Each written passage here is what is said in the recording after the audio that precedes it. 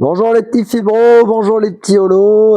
Petit exercice aujourd'hui allongé parce que des fois, quand le bas du corps il veut pas, pas toujours évident, mais c'est pas pour autant qu'il faut pas bouger. Donc on va essayer de travailler un peu sur les bras, deux trois étirements de bras. Je vais vous montrer deux trois trucs aussi pour vous détendre.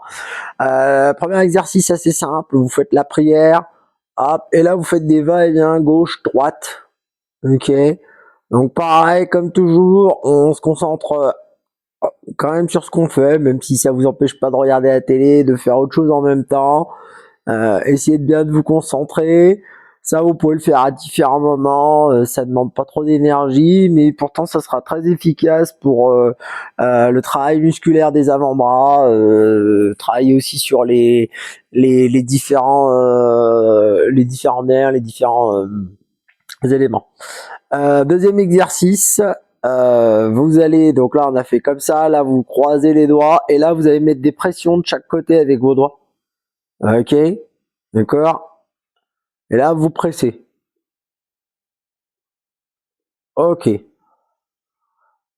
Donc ça c'est un exercice qui est plutôt pas mal aussi, pareil pour travailler la notion des avant-bras. Là je vais vous montrer un autre exercice. Donc là vous prenez les mimines, hop, et le but c'est de tirer et de faire un point. D'accord. Alors vous avez une variante qui est très intéressante. Elle consiste à faire pour que vous pliez les doigts, d'accord, l'un après les autres. Alors pourquoi cet exercice est très intéressant? C'est que si à un moment donné vous avez des spasmes, et pas forcément des spasmes au niveau des bras, ça peut lier à des spasmes qui pourraient se passer aussi au niveau de vos jambes. D'accord, un spasme c'est quand on a la jambe qui frétille comme ça, des petits tremblements.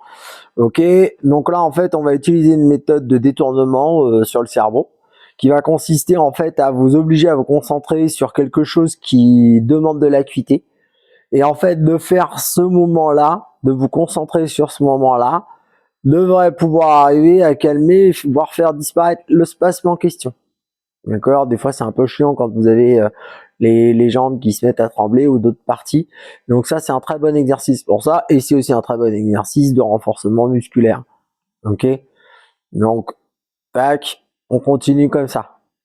Ok, donc il faut savoir que comme vous pouvez avoir des ça y est j'en perds mon latin, pas des tendinites, des sciatiques dans les jambes, vous pouvez avoir un phénomène similaire qui se produit dans les bras, d'accord. Et là, le but pour pouvoir détendre ça est assez simple. Vous allez prendre votre main, vous tendez bien la main. Alors je vous mets en latéral pour que vous voyez. Vous allez placer l'autre main devant, d'accord. Et là, vous poussez en arrière. Ce qui est important, c'est de garder ici le coude bien tendu, d'accord. Et là, vous poussez en arrière, ok. Hop, ainsi de suite. Essayez de le faire une dizaine de fois. Quand vous poussez, essayez de garder la tension. On peut faire pareil aussi forcément de l'autre côté. Alors je vous montre que d'un côté, mais bien sûr les mouvements sont reproductibles des deux côtés. D'accord. Une fois que vous avez fait ça, vous prenez le point.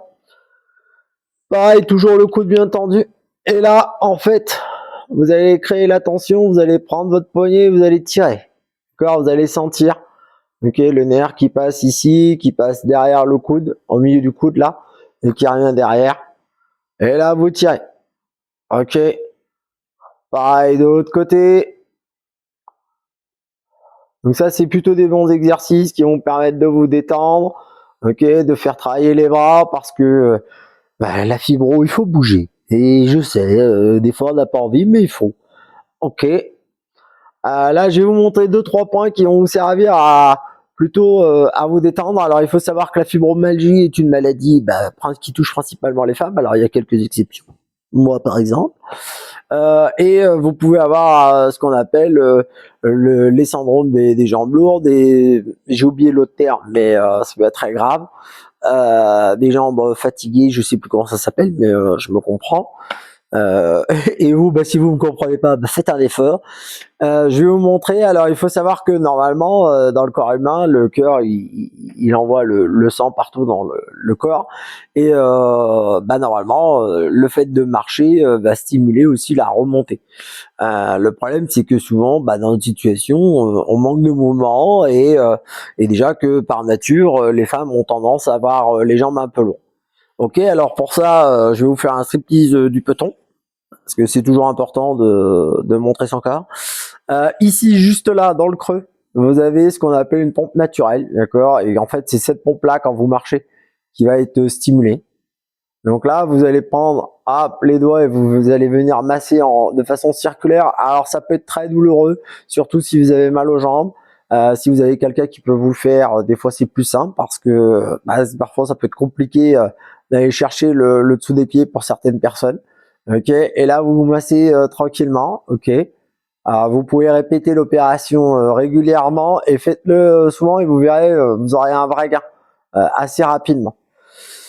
Là, je vais vous montrer un autre point qui est vachement intéressant. Donc ici, vous avez, j'ai oublié le nom de cet os-là, mais voilà, l'os de la cheville qui est là.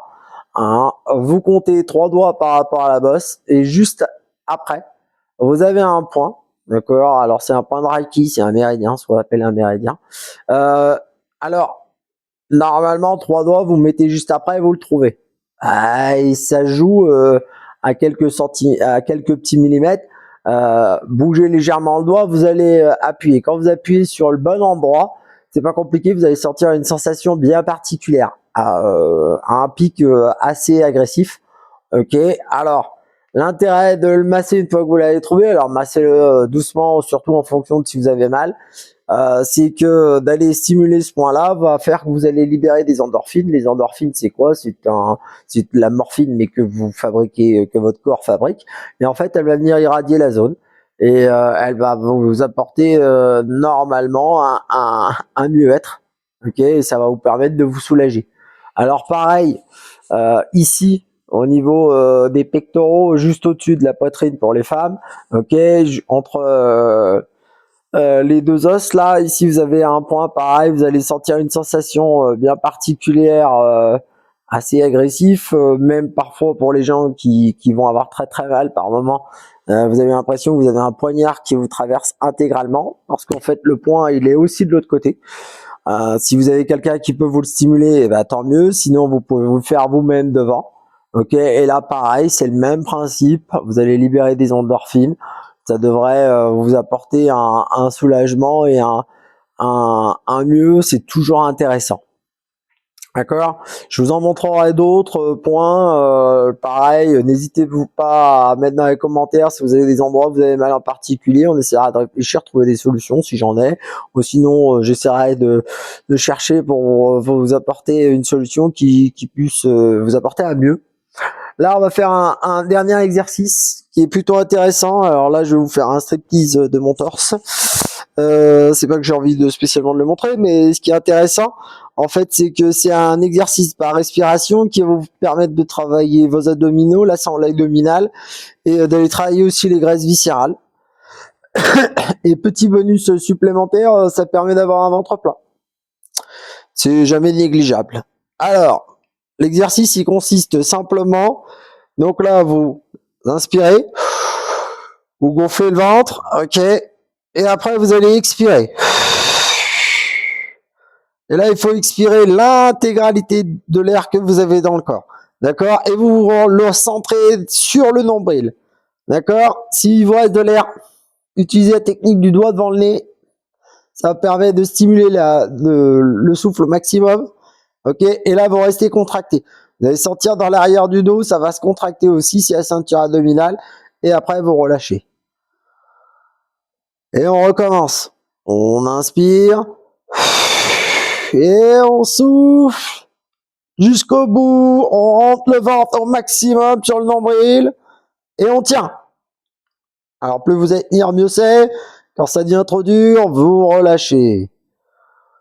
Et on recommence.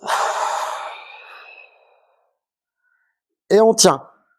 C'est un super exercice, ça vous permet de venir renforcer ce que je vous disais, la ceinture abdominale. Ça va travailler les graisses viscérales, ça va vous apporter un bien-être, ça va vous permettre de vous renforcer le dos. Alors pareil, au niveau des séries, là exceptionnellement, je vous dirais, faites-les par 3 4 parce que vous allez vite voir, surtout au départ, si en fonction de votre sangle abdominal qui est travaillé ou pas, que ça va être assez difficile, mais c'est un super exo. Je vous montrerai d'autres exercices, dont d'autres qu'on fera debout, sur tapis ou sur lit. Sur une table aussi, je vous ai pas montré, il y a pas mal de choses intéressantes. Le but, c'est de vous apporter plein de solutions différentes, plus ou moins abrasives, ou en tout cas la plus douce possible, pour que vous puissiez vous mettre en mouvement. Si vous appréciez les vidéos, n'oubliez pas de vous follow, appuyez sur la petite croix, mettez des commentaires, partagez. Et puis on se dit à bientôt dans une prochaine vidéo. Sur ce, ciao ciao.